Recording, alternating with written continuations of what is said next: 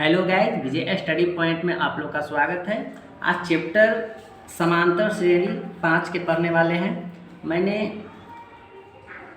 2, 3, 4 chapter already complete करा चुके हैं। अगर आप नहीं देखे हैं तो मेरे डिस्क्रिप्शन में जाकर देख सकते हैं। तो दोस्तों, आज समांतर श्रेणी के बारे में जानते हैं और इसको कुछ नियम को बताते हैं ताकि आप लोग को पता चले कि समांतर श्रेणी क्या होती है।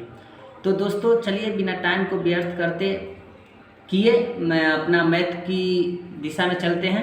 तो किताब को साइड रखते हैं। तो पहले क्या होती है, पहले इसके प्रोसीजर जान लेते हैं। पहले इसका नियम जानते हैं। समांतर श्रेणी जो होती है, श्रेणी होती है, इसके शॉर्ट में एपी बोलते हैं। इसको शॉर्ट में क्या बोलते हैं? एपी। इसे अंग्रेजी में अर्थमेटिक प्रोग्रेशन बोलते हैं। तो समांतर श्रेणी में एक उदाहरण लेकर चलते हैं कि उदाहरण पहले लेकर चलते हैं। उदाहरण पहले जान लेते हैं कि समांतर श्रेणी कैसे बनती है। 1 ले लिए, उसके बाद 4 ले लिए, उसके बाद 7 ले लिए, फिर 10, फिर डॉट डॉट ले सकते हैं। तो देखिए, फर्स्ट जो है ये एक उदाहरण है। ये हमारा सीरीज जो है कैसे कितना के अंतराल पर चल रही है। तो देखिए, 1 से आया है 4, ये हमारा 3 के बीच में चल रही है, 3 के अंतराल पर चल रही है। फिर 4 से 7, ये भी हमारा 3 के अंतराल पर चल रही है। ये भी 7 से 10, ये भी हमारा 3 के अंतराल पर चल रही है। इसे कहा जाए तो ये समांतर श्रेणी है, क्योंकि ये सब समान है। इसे हम समांतर श्रेणी कर सकते हैं। एक और एग्जाम्पल ले लेते हैं।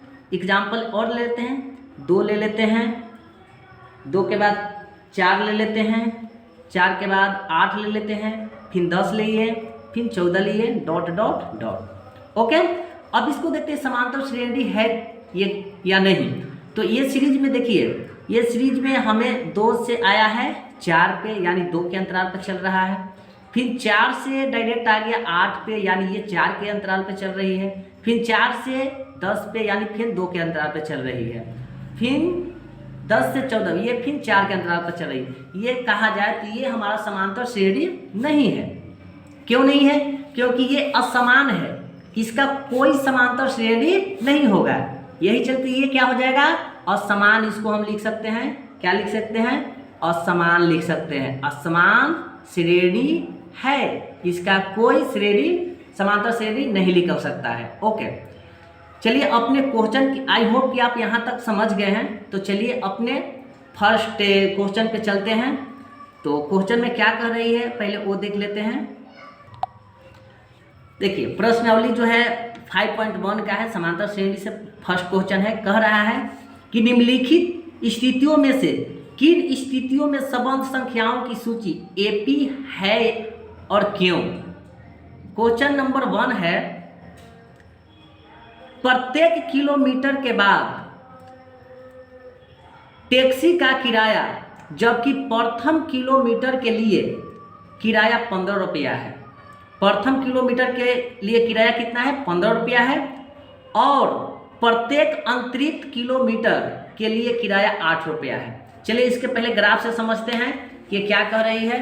तो देखिए, यहाँ एक टैक्सी है, तो यहाँ से यहाँ 1 किलोमीटर की दूरी जो है, यहाँ तक की किराया जो है 15 रुपया है। कितना रुपया है? 15 रुपया। अब प्रत्येक किलोमीटर के बाद किराया अब क्या होती है? 8 रुपया लगती है। प्रत्येक किलोमीटर जाएगी तो किराया क्या होगा? 8 किलोमीटर। प्रत्येक किलोमीटर अब जा रही है तो किराया कितना होगा? 8 किलोमीटर। ओके, तो देखते हैं। तो यहाँ पे दिया है, यहाँ पर दिया है क्या? प्रथम पहले निकाल लेते हैं। प्रथम किलोमीटर का किराया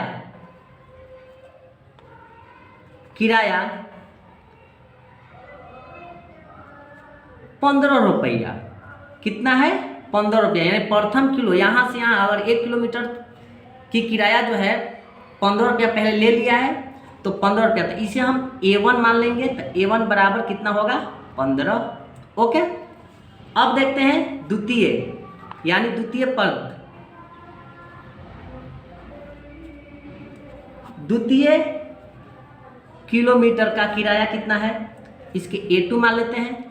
तो प्रथम पद का किराया कितना है, तो 15 रुपया था। तो 15 अब प्लस प्रत्येक किलोमीटर पर कितना लेता है, प्रथम देखिए प्रत्येक किलोमीटर पर कितना है 8 रुपया ले रहा है। तो 15 8 कितना होता है 23 रुपया हो गया। चलिए तृतीय पद निकालते हैं। तृतीय किलोमीटर का किराया यानी A3। तो इसको हम क्या करेंगे, अब 23 में हम क्या करेंगे, फिर 8 को हम जोड़ देंगे प्लस 8, तो ये जोड़ला पर कितना आ जाएगा 31 आ जाएगा।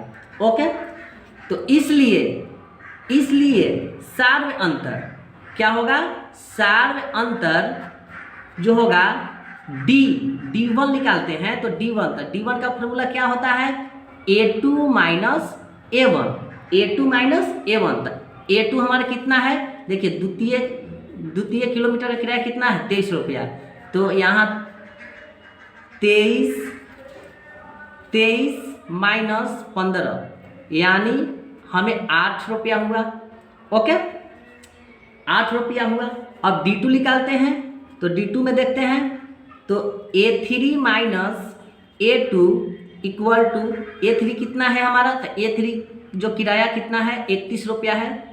तो 31 माइनस A2 कितना है 23, यानी हमारा 31 में से 23 जाएगा तो 8, यानी हमारा अंतर बराबर चल रहा है। देखिए 8 के अंतराल पर चल रहा है ना। इसे हम समीकरण 1 मान लेंगे, इसे समीकरण 2 मान लेंगे। ओके, अब देखिए इसलिए चूंकि